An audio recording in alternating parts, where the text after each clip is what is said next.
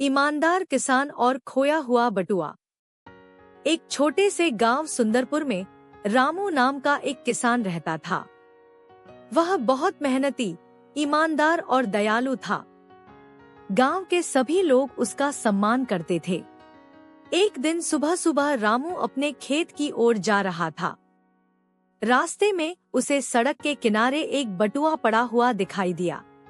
अरे, यह बटुआ किसका हो सकता है? रामू ने बटुआ उठाकर देखा।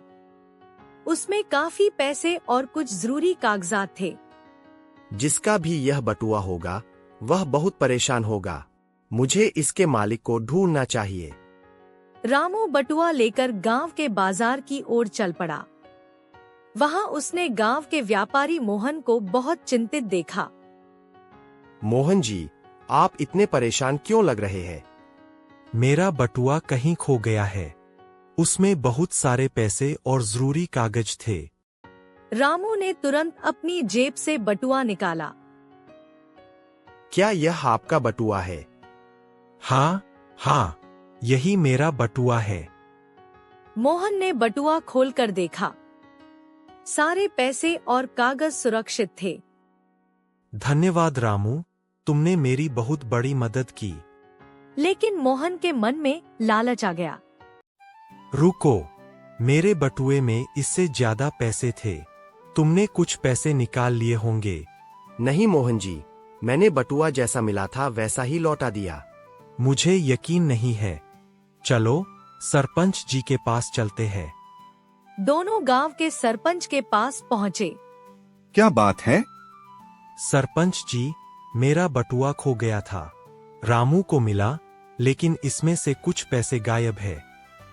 सरपंच जी, मैं सच कह रहा हूँ, मैंने कुछ नहीं लिया।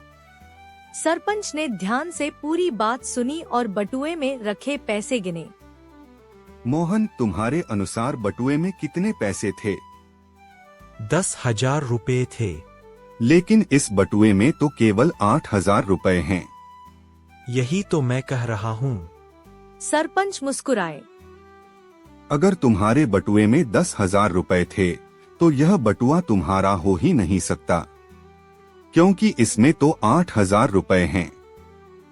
क्या मतलब? मतलब साफ है, यह किसी और का बटुआ है, और जब तक असली मालिक नहीं मिलता, यह रामू के पास सुरक्षित रहेगा। मोहन अपनी गलती समझ गया। उसे अपने लालच पर शर्म आने लगी। मुझे माफ कर दो रामू, मैंने लालच में आकर झूठ बोला। कोई बात नहीं मोहन जी, गलती इंसान से ही होती है। कुछ दिनों बाद बटुए का असली मालिक मिल गया और उसे उसका बटुआ वापस दे दिया गया।